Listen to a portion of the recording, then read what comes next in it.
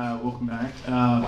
Like I said, my name is Landon Meeker with Oncor Electric Delivery, and I'm going to let the ladies introduce themselves, but I have a quick question. Who in here has heard of Oncor or knows what Oncor is? Great, so that's about half the room. There are 8.1 million people that live in the DFW area.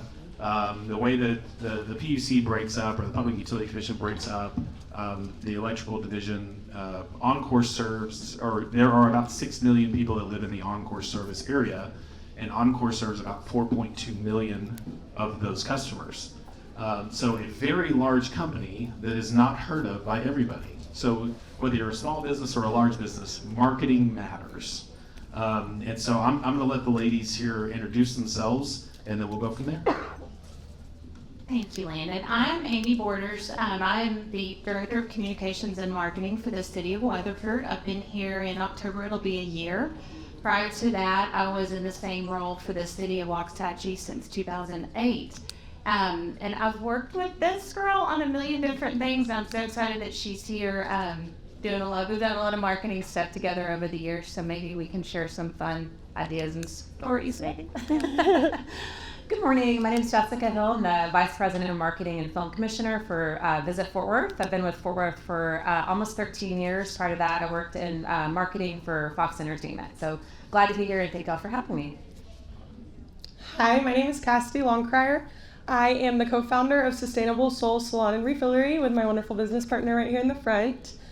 We've had such an incredible opportunity to just empower women of all ages in Weatherford. I graduated hair school at 21, was basically just a retired party girl, and realized very quickly that I scaled my business behind the chair to a six-figure business in the first year solely off social media. So I realized very quickly the powerful things that Instagram and Facebook can truly be for a business. So I'm very thankful to be here with y'all. So I'm really glad that y'all are here. I showed Tammy I don't actually have any social media on my phone, so I'm here for the marketing aspect of it. And I'm really glad y'all are here to talk about social media. So we're going to start here with some of the questions. First off, where should a small business owner start when marketing a business? I would definitely say before you jump straight to ideas on, this was creative, I saw this, whatever, I would definitely think, what do you want to be? What is your strategy? I always say, and I know my right hand Madison should probably get started here and say, we've got to do strategy before we do anything creative. You have to figure out what that roadmap is. What do you want to be when you grow up? What your goals are. If you don't do that, I think you're just going to be scatter shooting. So I think coming up with a strategy, and that sounds really hard. It sounds like something that is just like, really overwhelming to tackle. But it's not. I mean, it's just break down, what do I want to do? What do I want? What do I want? What's the message I want to send? What are my goals as a business? And then you can start coming up with creative ideas based on that.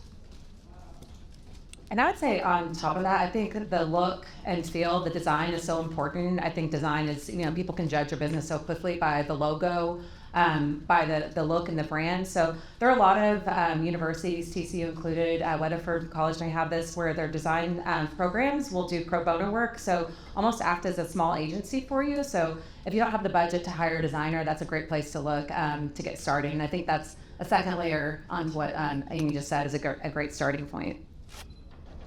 I definitely agree. And to piggyback off what Amy said is I just think building that foundation, if you don't have a sturdy foundation, then you're just kind of throwing posts out there and hoping for the best. But once you truly pin down who your target market is and what they're looking for and how you can solve their problems, then it's a lot easier to build out that strategy. Okay, we're going to stick with strategy. So it's important to have a strategy, but how do you come up with a strategy? I think the biggest thing is, and this is going to differ depending on what your business is, what your business offers, or what your model is, but you have to make sure that you're letting people know what's in it for them. I mean, we're all humans, so we're selfish, right? So you have to really show what the clear benefit is to your end user, your customer, your visitor, your client, whatever that is, you have to kind of show how they're going to benefit by doing business with you. I would also say make it authentic. I know when I arrived, one of the reasons I wanted to come here, well, there was lots of reasons I wanted to come to Weatherford, but I loved the True Texas brand. And I thought that, the previous team before me had done such an incredible job coming up with that logo, but it had not really become a marketing, plan or strategy past the logo. And I just thought, oh gosh, it's a blank slate. And I was so excited to take that True Texas and run with it, because there was just so many things and so many stories that we could tell with it. But I think what is so important is you have to make it authentic. It's not going to be effective if it's not authentic. If people don't have that, if they don't get that True Texas experience when they visit Weatherford or come here to do business, it's not going to work. So you have to, in your strategy, make sure that it's something that you can make authentic. Yeah, and I would just add to that, don't stretch yourself too thin. Do one thing and do it really well. So maybe just start off, rather than doing a Facebook and Instagram, a LinkedIn, a website, pick one and make sure you have the manpower to do it really well and have the right content there.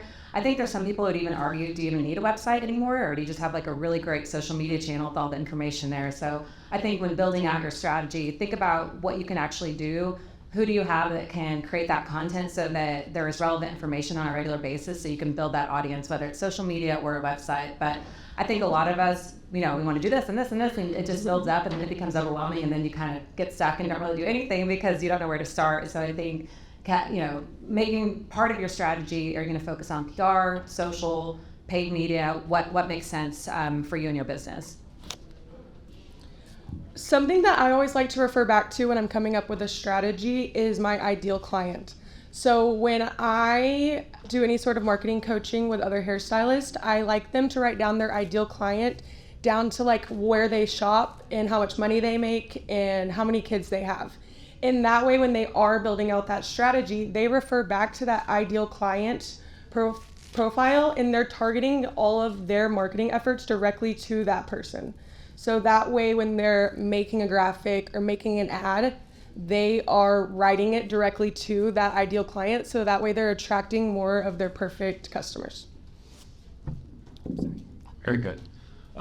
So I was talking to Jen Shepard, who owns a couple businesses here in Weatherford, and we were talking about the timing aspect of, you wake up at 4 o'clock and you've got to start creating content. It's a 24/7 business. What are some ways that you can get creative with the way that you're presenting your strategy? And so how do you come up with content and stay creative in what you're doing? Well, I think showing just, and I would say don't overthink it too. I think that's a lot of people are like, oh gosh, because it seems really overwhelming when you've got a business to run and then you've got that on top of it. But I think, and this is something that Cassidy does, I think, really well, is showing those behind the scenes moments. I'll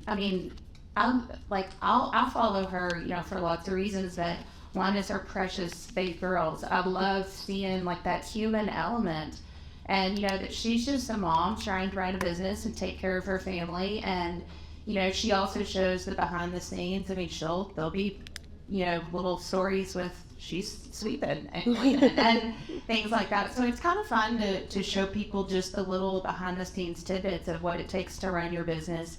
And those are really good content ideas that are just easy and organic, and it kind of comes back to that authenticity that I mentioned earlier. And I'll give you an example of this, because I know we're not a small business, but we are marketing Weatherford, whether it's for tourism or economic development. Jessica's tourism, so we are trying to get people to come and spend money, but we also have to tell a story on the governmental side too. But an example of that is, we use the question we get asked more than anything is trash going to get picked up today? Okay, so we try to work that in a funny way, and kind of use some levity to we use our sanitation guys in posts, like every holiday post we mention trash pickup. So that's an easy content idea. I would also use, like, think about what your frequently asked questions are. So it's going to differ depending on your business, but I would think about that and then maybe make a list and come up with some content ideas from that. I would add to that it's also frequency. You don't necessarily have to post something every day. Kind of look and see what your audience engages with. We, on the Visit Fort Worth side, we only post 3 times a week. We share lots of stories, but that way you also don't feel overwhelmed that you have to come up with tons of content. We also repost a lot of user-generated content. So if you have people stop by your store and post something, just be looking out for those, and make sure you have something up in your shop that says tag us at, so that you can be looking for that and use that as some of your content. And then one thing that's really worked well for us is promotions. And we raised our follower base by, I think, 20% this past year by just doing regular promotions. So enter to win, so giveaways. So if you have something that you can give away with your store, or maybe partner with another shop, that's been great for us, and I think it would work on small business level as well. Thank you for that, Amy. That was very kind. I think that is one of the biggest things that has helped grow my social media. It feels really awkward at first, and I'll be totally honest, but you have to practice. And I literally just set up my phone and record everything I do throughout the day, whether that's getting my girls ready in the morning before we go to school or sweeping hair up at the salon. And people don't relate to a perfect story on social media, no matter what your business is. Life isn't perfect, unfortunately. So showing those like real and raw behind the scenes footage, I feel like is very relatable. And my customers know what to expect from me before they even walk into my business. They feel like we already have that relationship, friendship established just from the content that they've seen on my page before they walk in. So there are roughly 3 million small businesses just in the state of Texas. In the last 30 years, you've seen about 65% of net growth in employees go to small businesses. So we're growing every day. So what are some things on the marketing and social media side that's so prevalent in today's age? What are some things that you would tell new small business owners to avoid? Well, I would say, and the timing of this one is very right now, but no matter how passionate you feel about it, don't share your political views. I know we're in a heated, everybody in this room is on one side of the fence or the other. So, and we all can still love each other and whatever, but you're not going to make any more money by sharing your political views. And I know and maybe that's just something that's kind of top of mind right now for me, because I'm just kind of like with Facebook right now. But no matter what side you're on, don't just avoid it. You're not going to make any friends or get any clients by doing that.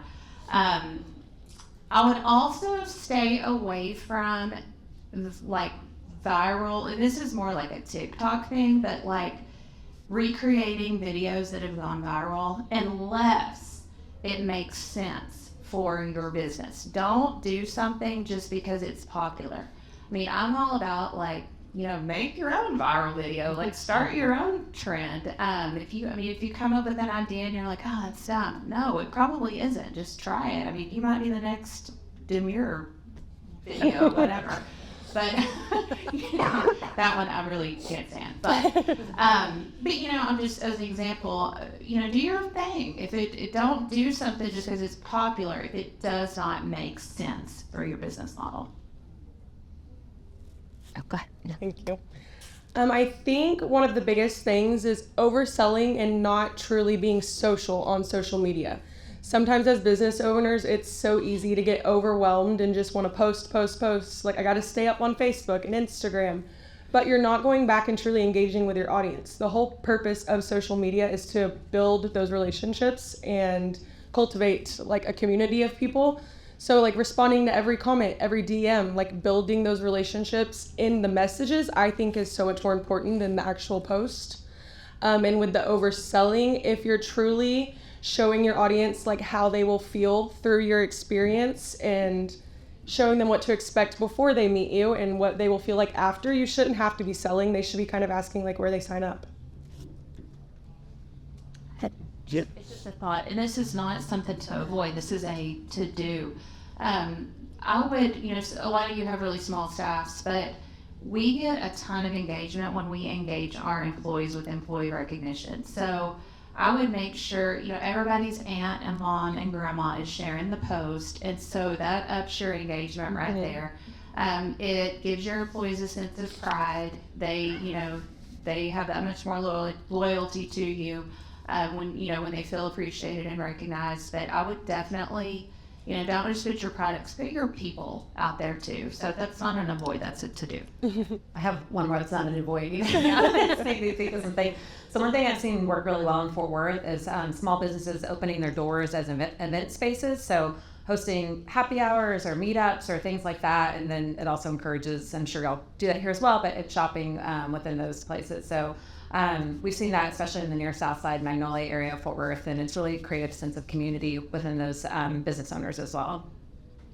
This is not, I feel like this is that scene in Bridesmaids where you're like, no, I'm the better friend. No, I'm the better friend. But no, so another thing too is try to create a photo op. If your business is a business that would make sense for, try to create a photo op. Like, y'all, that big mural that we did on Newark Street, there's a reason it says Weatherford, Texas, because we knew everybody was going to take a picture there and put it on Instagram or Facebook or whatever. So, I mean, essentially, is it beautiful and it's public art? Yes, but it is also a billboard. So, I mean, make no mistakes. There was marketing thought behind that. So, I would just think of things like that. I told you in my previous experience, I was in Waxahachie, and we had some 3D public art called the Hatchie Hearts. Matt lives there, and he's familiar with them. And we created a walking trail, with our GIS system where you could actually go and find all of them and take pictures with them. And we had stickers on them that encouraged everybody to hashtag Hatchie Heart. And I mean, we had, I think, like 7,000 posts within the first year or something like that. I mean, our CVB was tracking it at the time. And so just think of little opportunities like that really don't cost you much, if anything at all. Where because people love to put selfies out there. So, if you can create a selfie spot, I would say do it. I've got 2 daughters, and they always want to go to the butterfly place. There's a place that has the butterfly they want to take pictures in front of. So anytime they get a say, we get to go to the butterfly place. So I, like Matt, I am a very old soul in a young body. I am technologically illiterate on some things.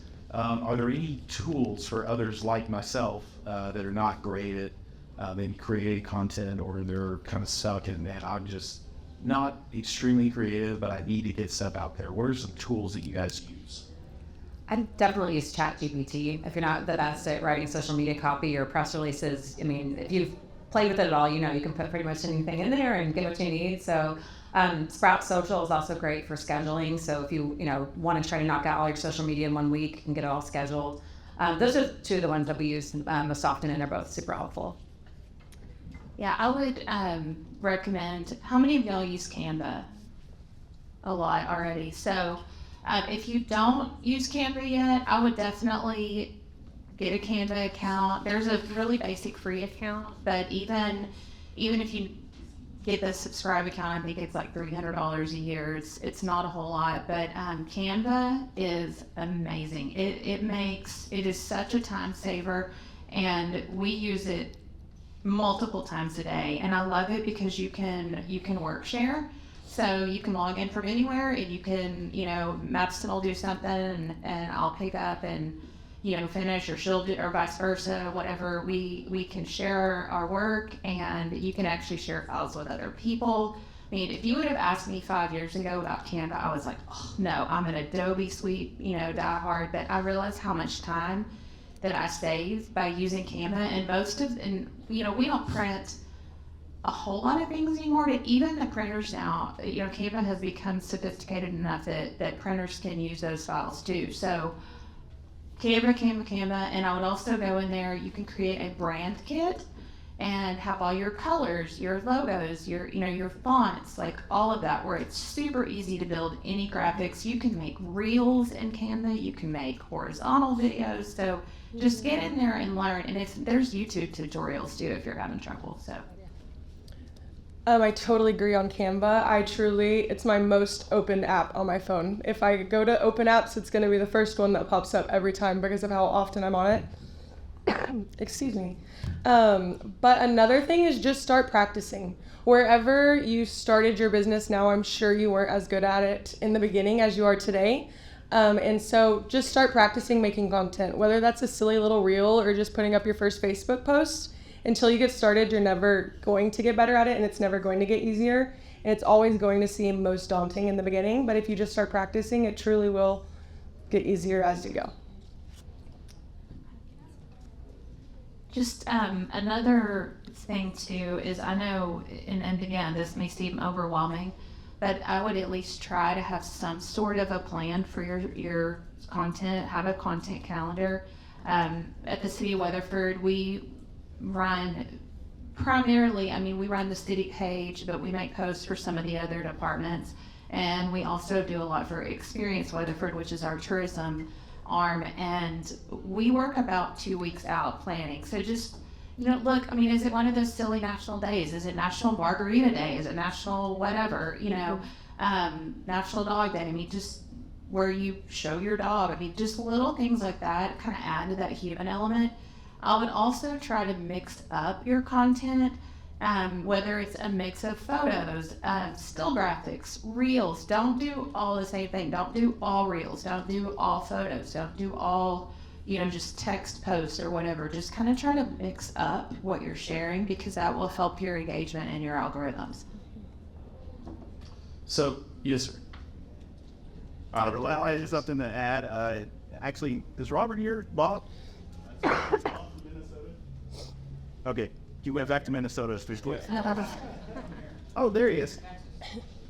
I'm sorry. Mr. Texas, yes. I'm going to share that joke that I share with you. So, first name state, last name of Texas. Anyways, I spoke to Bob earlier about the first panel. It was briefly mentioned about interns, and something that was shared in a previous summit that we had was utilizing interns for marketing. So we're fortunate here. We're literally in Weatherford College. I'm like you, Landon. I'm not as technology savvy, but utilizing maybe a younger generation who may be familiar with Canva, who may be familiar with Instagram, TikTok, doing little dances, Facebook, and the like. So that could be another asset. Maybe if you're not that great at marketing, maybe take someone from the marketing department. I had, just to reiterate that, Jessica already said it, Jarvis reiterated it, and I will reiterate it again. And I will tell you all the story, and this is kind of going back a long way, but in 2008, I had just come on board for the city of Waxahachie as their director of communications and marketing. That was a brand new job. We did not even have a website, at the time. And so I asked my city manager, what are your top 5 priorities for me in building this position? And he said, number 1, we've got to have a website. I said, okay. So we got bids, and for a city website, it was a lot. It was nice, 5-figure amount. And so I thought, okay, here it is. We're going to do this. Well, then that recession of 08, 09 hit, and our budget, even the city budget, went way, way down. And he said, well, we still need a website, but I don't have any money to give you. And so it was just dumb luck by the grace of God. I ran into a teacher that taught at our STEM high school, Global High, in Waxahachie, and I hadn't seen her in a while. I was like, oh my gosh, how are you? And she said, I'm doing great. I'm teaching technology at Global High, and it's project-based. And I thought, oh, well, sister, I have a project for you. And so we engaged those students. I think she had 30 kids in the class, and they broke into 5 different groups and did a group project. We went and did a needs assessment. It was me, my city manager, and our assistant city manager at the time, and presented to them the graphics we were looking for, the feel, the site map, the different things like that. The kids came and presented. They put on their professional clothes. We chose a winner. We, recognized them at City Hall. Those kids built the city website that we used for the first 5 years that I was there. That's and awesome. I think it cost us $600. We had to pay a little bit for coding, but I'm just telling you, it's not only to benefit you, it will help these kids with their resumes. And it was such a good community feel-good thing. It ended up being a true blessing in disguise. So I would definitely, I can't stress enough, use Weatherford ISD, use Weatherford College, TCU, just any resources like that, because these kids are going to really benefit from it too. Can I add to that? Yeah. One thing I skipped over in the beginning because my voice was shaking and I was a little nervous is that I do work with a social media and marketing company, and we have small businesses like yourselves that outsource all of their social media and marketing to us. And we do plan those posts a month in advance. So like you were saying, I send out content calendars to my clients on the 15th of each month for the following month. So that way we have time to sit down, go over any plans, upcoming events, their schedule, any of the days like you were talking about highlighting. So we are planning out those things a good bit in advance, and that is always an option for small businesses. Yeah. All right, that leads me right into my next question, budgets. So I know John talked about capital is expensive right now. It's expensive to run businesses. What should a company set aside or budget for marketing, social media, etc.? This was not You on wanna the go? list, so this is a curveball. It is. Well, I think it really just depends on, you have to look and see what makes sense for your business. But I think, you don't have to spend a ton in the beginning. You can do boosted posts on social for even, and you probably know more about this than I do, but like, No, you're good. $20, $50, targeting a certain audience. And I'd also say, see what you can do organically first and lay up PR, see if there, if you have a good local media list, or reach out and start building relationships with local media so that if you have something, you can pitch it and try to get some earned media and exposure that way versus just completely relying on paid efforts. Yeah, I would definitely, and this is, it's not marketing as you think about it, whether it's social media or ads or whatever, but I would just network, attend, and Tammy did not pay me to say this, but like join the chamber, network, get to know your community, shake hands, hug necks, like just engage. That's the human element in real life. We talked about how important it is to like show the human element on socials. Show it in real life, like engage. It even goes back to the community banking piece that we were just talking about in the lending session. I can't stress enough how important it is to make sure you have those human connections. So I would do that, but I would try to let it happen organically. I don't boost post at all anymore. We haven't done that in a long time. It is a very cost-effective way to do things, but I would just, I think it was one of y'all that said, just figure out what you're good at and be, the one thing and be really good at it. Shameless plug, I love that. The chamber, there's a YBL. Is Luke still in here? Yeah, so Luke is our past chair of the Young Business Leaders. They hold networking events every month. The chamber, we've got tons of events, marketing events, networking events that you can come and meet like-minded individuals and share ideas and bounce ideas off of each other. There's not a business leader in Weatherford that I've met or spoken to that wouldn't love to take you to lunch, or you take them to lunch probably, but sit down and say, hey, yeah, this worked for me, this didn't work for me, this is what we're doing now.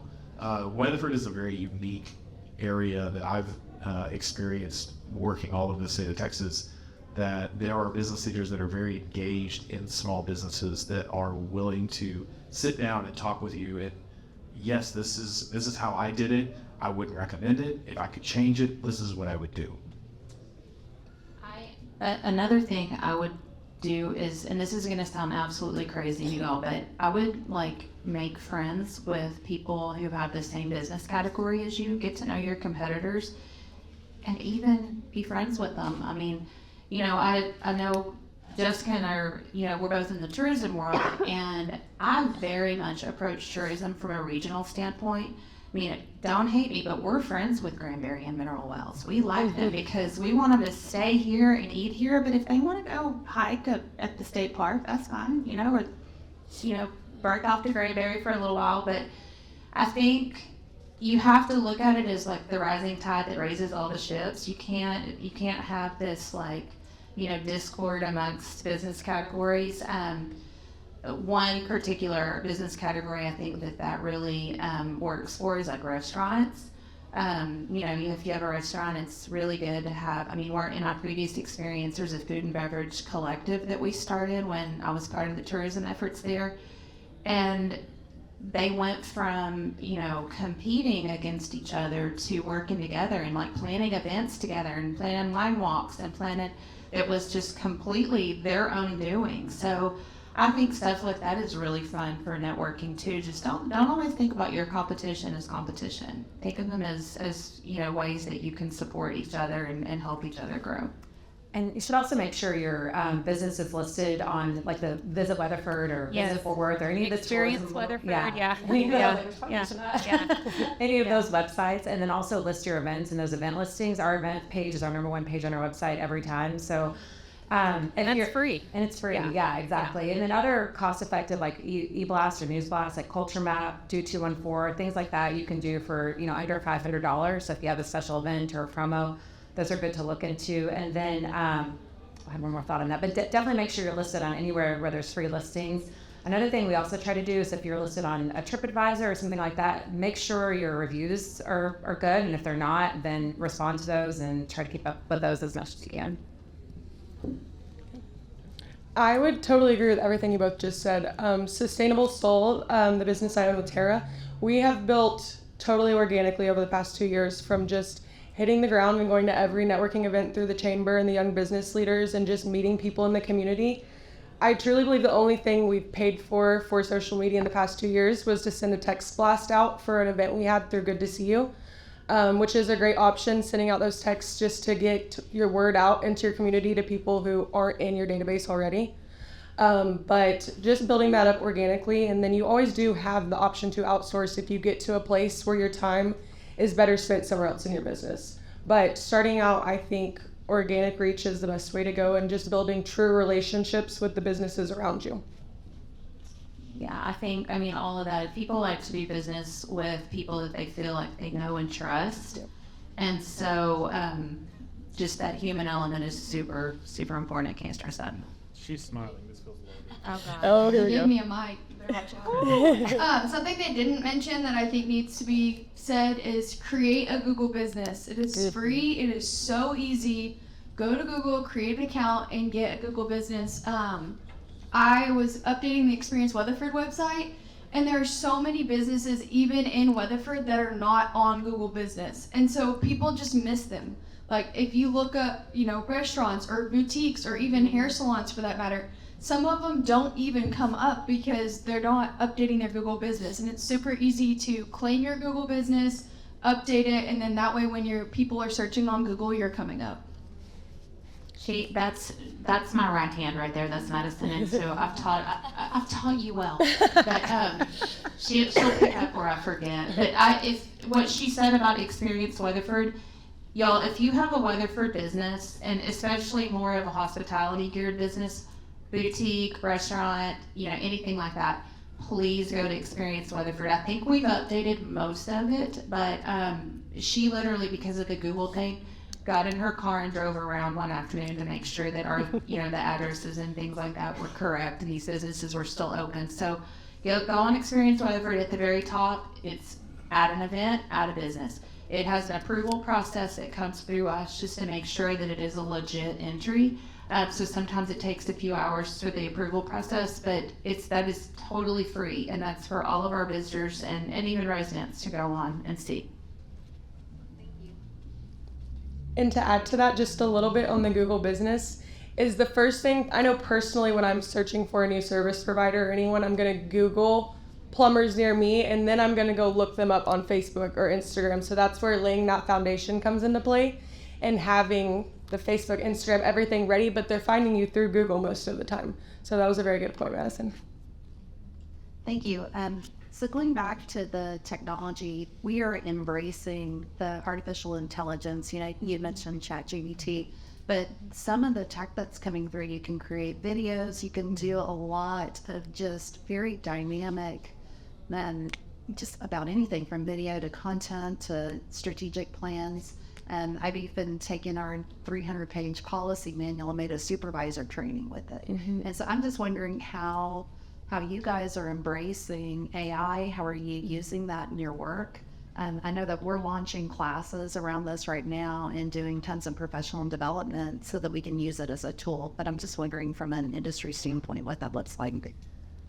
We just implemented a chatbot on our website, so essentially you can go in there and say what you're interested in, and I'll create a full itinerary for you and forward. So that, and for the most part, really ChatGPT right now, but we're just starting to kind of dig into it. I think the tourism world kind of is usually a step behind when it comes to technology in the past, instead of really starting to catch up. But all those things that you mentioned, and our social media team, I can't remember the platform's name, but they do use something for video editing, and it's all really user friendly. And like Amy said, there's tons of YouTube videos that it can explain how to do it. But again, I can't emphasize enough, like using university students. Like we have, even for video, film departments, if you need a promo shot for your business, like something more professional, like even if you're going to buy a TV ad, like you can definitely tap into those university students who are, more on the film and television side as well.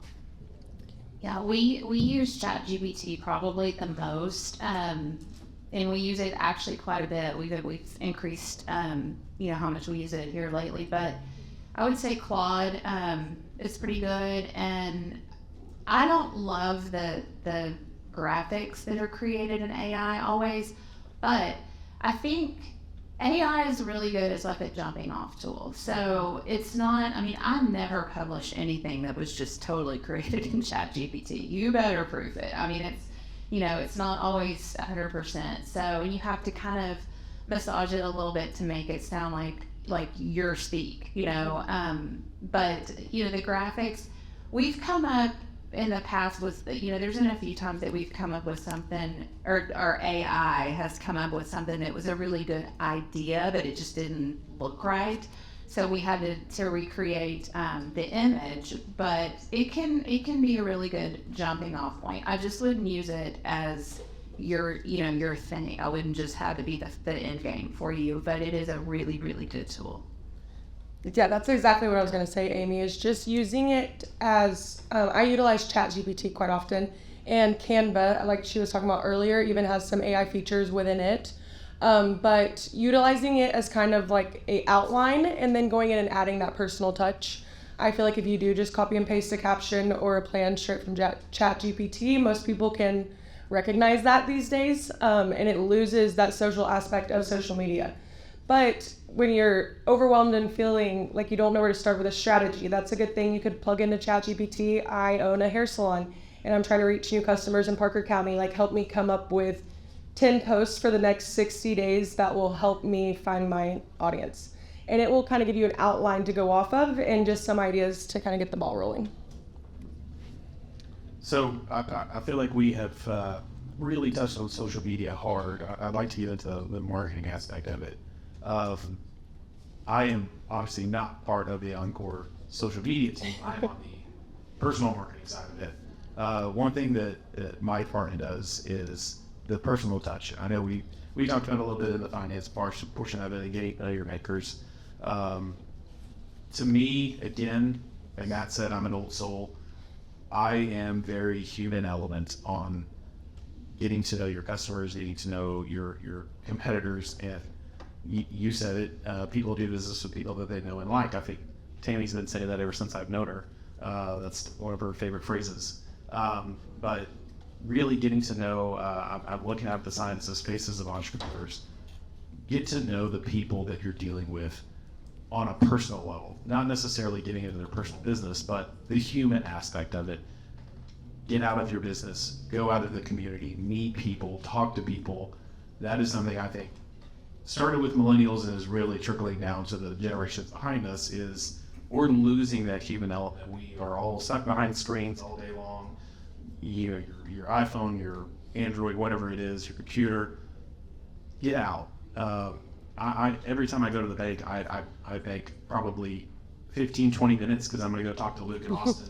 And not necessarily talk about banking, but just, hey, what's going on in your world? Let's talk about life. And And that human element, I think, is something that our generation is losing. And I think social media is very important for small business owners, but I think that the human element is equally, if not more important.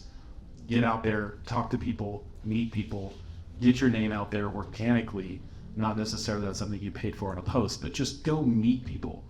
Time management, I think, is very key. I see you have a mic for a question. Time management, I think, is very key. I think Jim and I were talking about this earlier. Employees come to their bosses and say, I'm so busy. If you don't own or run a small business, you don't know what busy is, right? And managing your time, and I love the schedule post, so it's not something you have to be on your phone all the time. Schedule it out, right? Manage your time to be able to get out and talk to people. So back to marketing not in social media, and I think something that people forget about a lot is people still hold paper flyers like in their business. And so even though that like seems really small and you're like, oh, nobody's gonna pay attention to this, like I can go get an oil change and there's a wall of business cards. Like it's something as easy as dropping your business card off there. You never know what that's going to like turn into, and that's not social media. I mean, yes, you're out the money of whatever your flyer cost or whatever your business cards cost, but like that's another way of not social media, but getting your name out there. Because the reality is you can't be at everything. You want to be at everything, but you just can't, especially as a business owner. Like that's unrealistic. You want to be as much as you can, but give yourself the advantage too. Yeah, she's exactly right. And I would say, and maybe that's not something that they'll keep, forever or for a long time, but, get a QR code.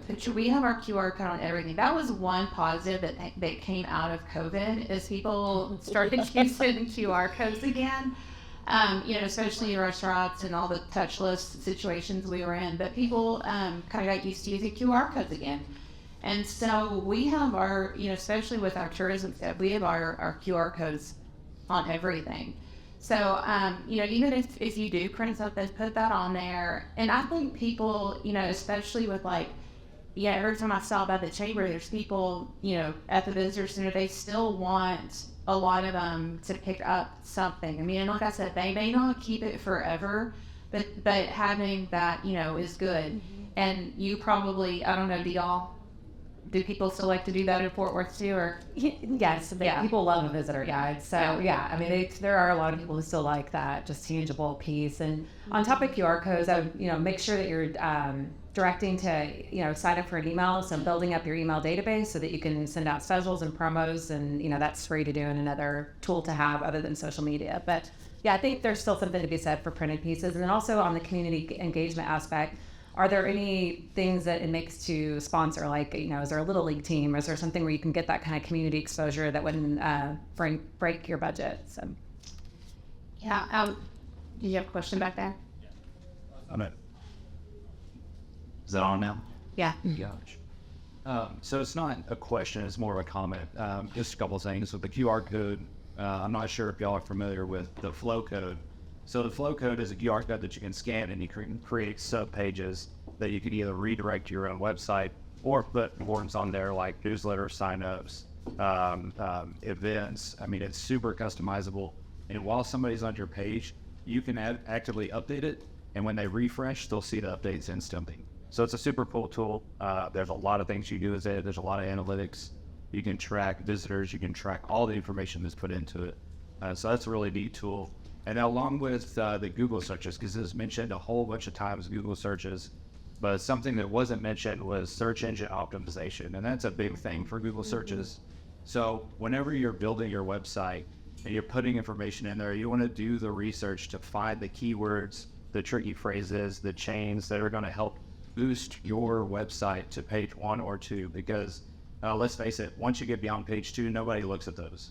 So you need to look at your search engine optimization, or SEO, for your H1 tags, H2, H3, meta tags, alt tags for the images, so that when people search different phrases, your business has a higher chance, a better opportunity of showing up on the first page on search levels 1, 2, and 3. So that's something that is free to do. to optimize your website and make sure that you're being seen for the efforts that you're putting in. That was incredible advice. Thank you. Yeah, that's good. I struggle with SEO optimization. I think a lot of us do. I think that's where you go with the interns. Get it? But there's platforms that you can create your own websites. Like Wix is really super easy. And it's got built-in templates where you go in and just change your things out and just make sure, like he was saying, that you actually finish it and go through all the steps, because the SEO stuff is like right at the end, and you're thinking, well, it looks pretty, I'm finished. Well, no, like you really need to do that to take it to the next level and make it complete. One last thing that I would say with any kind of visuals that you're doing, with all of our marketing that we do for the city of Weatherford, I very, very rarely will use stock photography. And I'm not say anything against it. I mean, the only thing that we use stock photography for is if we need, like, I don't know, if we're like posting the budget and we'll put like a stock photo of a spreadsheet or something, things like that. But in our ads, it is really like, a steak from a local restaurant. It's really people that live in Weatherford. It's, horses that were, at the Brazos Dash or whatever. I mean, it's authentic pictures that we're taking here. And I know Fort Worth is the same thing. I know yours is all authentic because you're in it. You're based in it. So, yeah. Well, and that was something I was going to actually piggyback off of what Landon was talking about, because I do totally agree about being in person and building those relationships. And I think having the print ad in the social media and being in person, you want to be the first person someone thinks of if they think about your industry, because your name has obnoxiously been everywhere that they've looked. But another thing is being the same person on your social media that they're going to get when they do see you in person, and showing all of those like real and raw moments on social media so that they do kind of feel like they're having coffee with you. I know it will never replace those true in-person situations, and I wouldn't want it to, but staying true to who you are and being authentic goes so far through the brand. Real quick, so Weatherford, we have here at the college, we have a radio station. It's 102.5. And I want to say that there's around 30,000 listeners, and it's a great way to advertise. And they do rocking country, so it's actually really fun. But it's called Yeah, shameless plug if y'all didn't hear that. The college has a radio station, 102.5. One thing. So SEO optimization, ChatGPT. Yep. Yeah. Yeah. Yeah. I use ChatGPT a lot for like keywords with like relevant hashtags, SEO, those kind of things that go a little above my head sometimes. It is a great tool. And this is just like plugging the next thing. I hope that all of y'all stay after lunch and listen to Matt Pittman, because I don't want to spoil it. He and I had a conversation yesterday about some of the things we're going to talk about, but the reason Meet Church is so successful is because he is so dang good at marketing, and it is authentic. And he's going to talk a little bit about that. But there's a million people out there making good barbecue rubs, a million of them. And there's, not all of them have almost 1 million Instagram followers. So my husband religiously watches his videos. Religiously, he thought it was one of his best friends that was going to be here today, because he feels like he has that relationship with him. And he's the nicest person. But yeah, just make sure you guys stay, because he'll give you a lot of really good nuggets about social media. Okay, Landon, I have one for you. So, can we circle back to your time management and community engagement piece? How do you balance that and then decide what events benefit you and your business, or do I just go to all of them and kind of throw something in the wall and see if it sticks? Like, how do I come home at the end of the day and not be afraid to check my inbox? Yeah, so I was talking to Deborah about this earlier. She wasn't sure I still lived in Weatherford. Because when I was working for a company that was based here in Weatherford, I went to everything that it was possible. And if you get the emails from the chamber, the chamber is doing a ton right now, not including the community stuff. I have to be very strategic now. A little bit about me. I've got 198 projects that I'm managing across the entire state that I have to physically be at most of the time. So it's really hard to balance getting my work done in a timely manner and being present in the community. It's really difficult. I go to everything that I possibly can.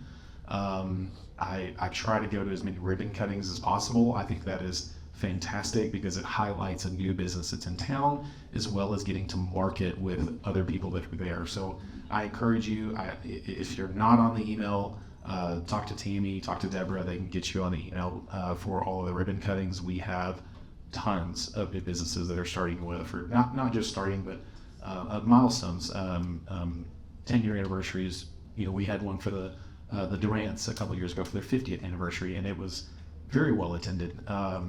There are certain things that I know that the city of Weatherford has tons of events that you can go to as well.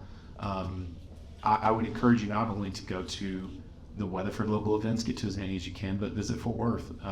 There's a giant customer base within 15 miles of Parker County that it's an entire customer base that is, I think, not as well tapped as it could be. Weatherford is kind of a bedroom community. It hasn't been for a long time, but it is growing significantly with industry, small business. And one thing, and I know I'm kind of preaching to the choir here, shop small is such a huge deal that I know is being pushed nationally. There's 62% of jobs, 62 million Americans are employed by small business owners. That's about 46% of the workforce. So when you're shopping small, you're supporting not only your community, but those community members, right? Those people that live in your community that are trying to make ends meet. I know that Amazon is easy. I get it. My wife is like a gold star member of Amazon. I get it. I know our Amazon delivery driver by first name. But taking the time, and that goes back to the time management, taking the time to go into these small businesses and do your shopping, eat at the restaurants here. I know we've got restaurant week coming up here in a couple months, but eating at the restaurants here, keeping your money here in Parker County, Tarrant County, Ellis County, keeping your money local is a big deal. And again, people like to do business and shop with people that they know and like. And I will tell you, here in Parker County especially, when you go into some of these boutiques or these restaurants, you're going to see the owners. Most of the time, you're going to see Jen. You might not see John, he's in the back cooking, but you're going to see Jen. And she's going to be walking around. You're going to see the boutique owner who's probably running the cash register. And it's, they've got people in there that are stocking shelves or doing whatever they need to do. But the human element is so prevalent here in Parker County. And I wish it's a model that I wish we could take nationwide. I think it's something that's getting lost. If I'm not going to get political, but I think it's something that's getting lost in America as a whole, is the human aspect and the small business that is prevalent in your community. And so, to answer your question, I go to as much as I can. I have to manage my time very well, just because I'm on the road a lot. Probably see my little white car flying down I-20 as fast as I can, getting stuck at center point. But I digress. But managing your time is so important. Allot time to go out. You can put it on your calendar. I do. I put it on my calendar. Hey, I'm going to go to the bank, and I know it's going to take me 30 minutes because I'm going to go in and I want to talk to John. I'm going to talk to Austin. I'm going to talk to Lou. I'm going to go in, and I know I need 30 minutes, so I put it on my calendar. Hey, I'm going to go at 1 o'clock. I won't have anything else on my calendar until 1:30. So time management is huge when you're running a small business and in life in general.